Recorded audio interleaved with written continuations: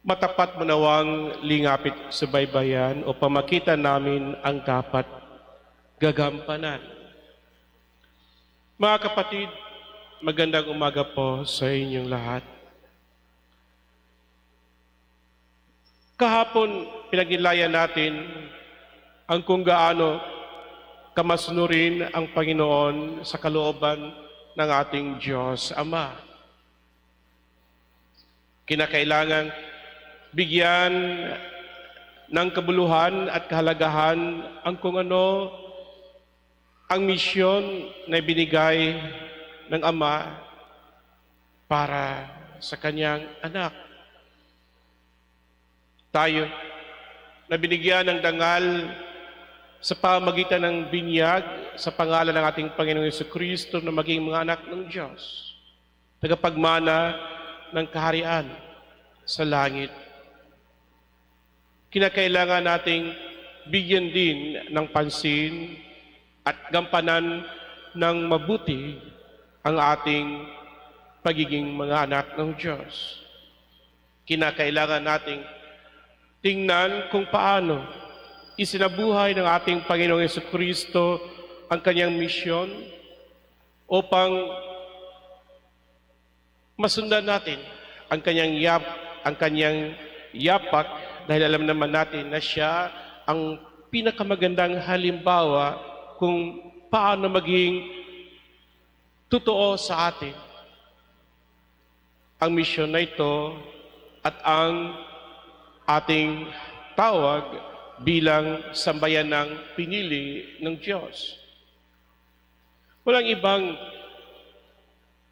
dapat nating pag-ukulan ng pansin kung di paano natin malalaman ang kalooban ng Diyos at magampanan ito ng buong pagmamahal.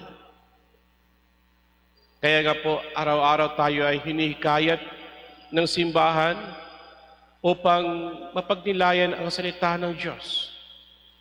Sa ating pagninilay, sikapin rin nating mapakinggan ang banal na tinig ng Espiritu ng Diyos na nahan sa atin. Alam natin, sa kadami-dami nating mga alalahanin sa buhay, mga iniisip natin, mga ninanais ng ating puso at ng ating isipan, minsan o maraming beses, hindi natin makayanang pakinggan ang boses ng banal na Espiritu na ibinigay ng Diyos sa atin sa pamagitan ng ating Panginoong Jesucristo. Kaya, sinabihan tayo at inikayat ng simbahan na kung may panahon tayo, bigyan naman natin ng pansin pag-ukulan natin ng pansin ang pagiging anak ng Diyos. Kinakailangan nating makipag-usap sa ating Diyos Ama, sa ating Panginoon upang mabigyan tayo ng kanyang biyaya at pagpapala at magampanan natin ang ating mga obligasyon sa ating sambayanan, sa ating simbahan, sa ating kapwa-tao. Narinig natin si Jesus na ginanap ang lahat ng utos at kalooban ng Diyos Ama. Ngunit hindi lamang bilang isang tao, kinakailangan niyang manuyot, humiling sa Ama.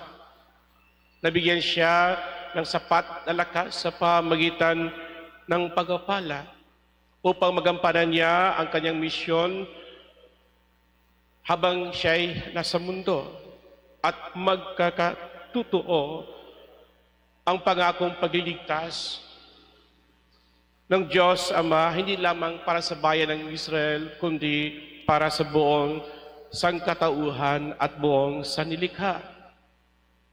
Mga kapatid, tayo ay inikayat ng simbahan na manalangin, makinig, at magnilay sa salita ng Diyos.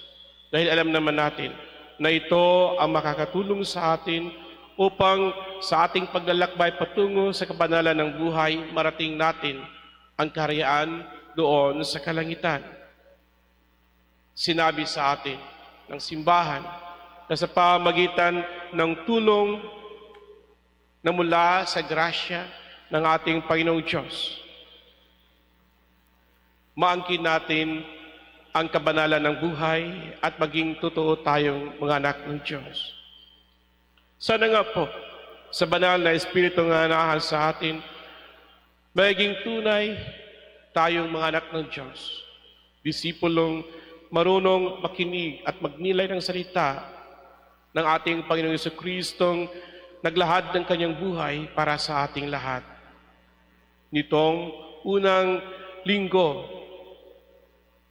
ng karaniwang panahon, hinihingi natin sa Diyos naway maging matapat siyang lingapit tayo at subaybayan upang makita natin ang kung anong dapat nating gampanan at maging totoo sa atin ang misyon na ibinigay niya sa atin upang magkaroon ng kapayapaan at pagpapala ang buong sangkatauhan. Amen.